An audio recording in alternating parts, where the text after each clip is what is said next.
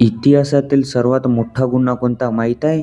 90 लाख पुस्तके हो, 90 लाख पुस्तके एकाच रात्रीत जाळून खाक केली गेली आणि जगाचं ज्ञान अंधारात ढकललं गेलं. ही गोष्ट आहे इसवी सन 1193ची.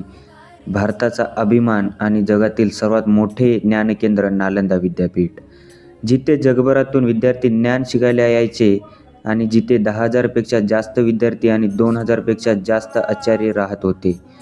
पण इतिहास बदलणारी घटना घडली.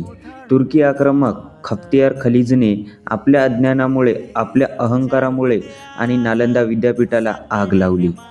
आगीत इतके पुस्तके होते की ग्रंथालय 3 महिने सतत जळत होत राहिले.